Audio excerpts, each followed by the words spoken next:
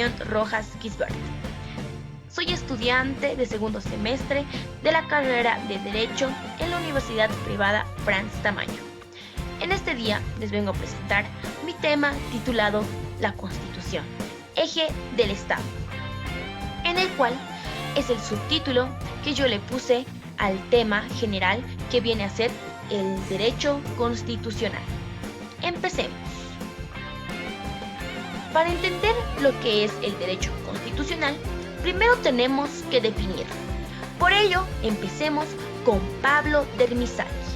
Pablo Dermisaki nos dice que el derecho constitucional viene a ser una rama del derecho público interno.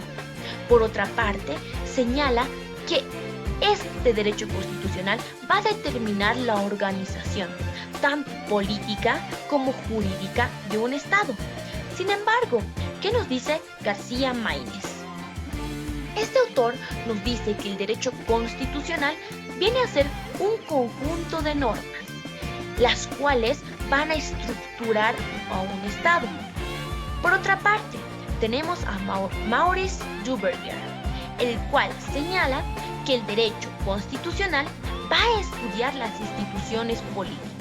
Asimismo, las va a estudiar desde un ángulo jurídico. Por otra parte, tenemos a García Toma. Este autor señala que el derecho constitucional es en sí el estudio de la organización de un Estado.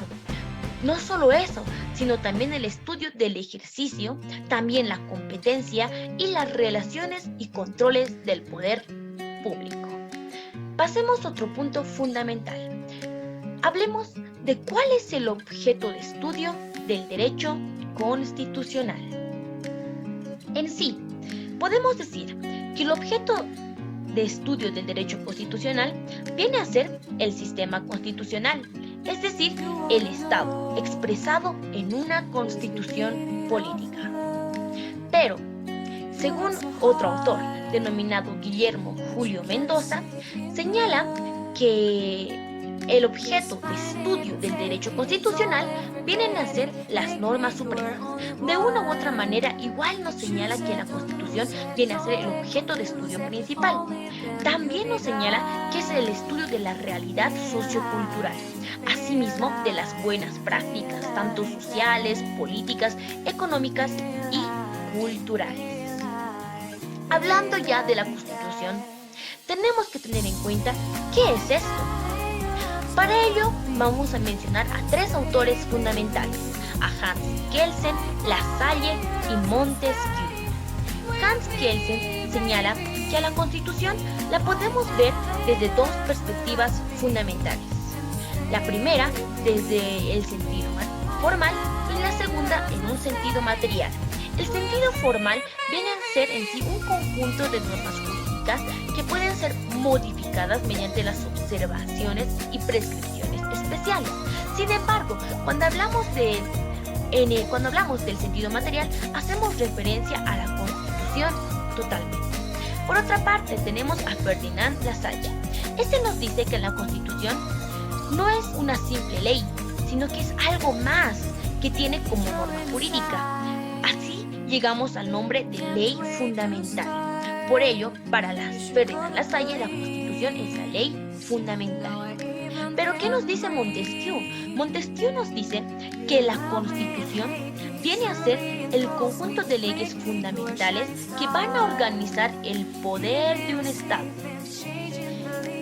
Asimismo, pasemos ahora al desarrollo, en el cual vamos a hablar acerca del objeto de estudio más a profundidad y el derecho constitucional como ciencia. Empecemos.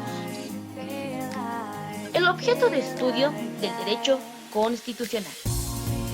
Según el autor Maurice Duverger, nos indica que podemos estudiar al objeto de estudio desde tres perspectivas fundamentales: una dimensión axiológica, una dimensión dogmática y una orgánica. La dimensión axiológica hace referencia a los principios fundamentales y los valores de un Estado. Sin embargo, cuando hablamos de la dimensión dogmática, hacemos referencia a los derechos y garantías de las personas. Por otra parte, cuando hablamos de la dimensión orgánica, tal y como lo dice su nombre, orgánica, va a organizar y estructurar al mismo Estado. Pero, En el texto titulado Derecho Constitucional General, Teoría de la Constitución Política del autor Patrocinio Correa, indica que antes en Francia, por el siglo XVIII, se creía que el objeto de estudio del derecho constitucional eran exclusivamente las constituciones liberales. Sigamos con este autor, Patrocinio Correa, que nos indica las características de lo que viene a ser el derecho constitucional. Y este autor empieza definiéndonos primero a las características como un derecho dual. ¿Por qué dual? Es dual principalmente porque se va a dividir en dos facetas fundamentales, que viene a ser una jurídica y otra viene a ser política. La segunda característica, que es un derecho público. El derecho constitucional es público porque va a estudiar las normas que rigen los asuntos de intereses generales. Como tercer punto nos dice que es un derecho fundamental, ya que el derecho constitucional, debido a que las normas que constituyen la materia de estudio sirven para unificar y dar validez a todo el ordenamiento jurídico del Estado. Por otra parte, tenemos a que es un derecho con vocación principista. ¿Qué quiere decir? Que el derecho constitucional es principista porque estudia los principios constitucionales. Como último punto tenemos al derecho constitucional como un interés pedagógico. ¿Por qué un interés pedagógico?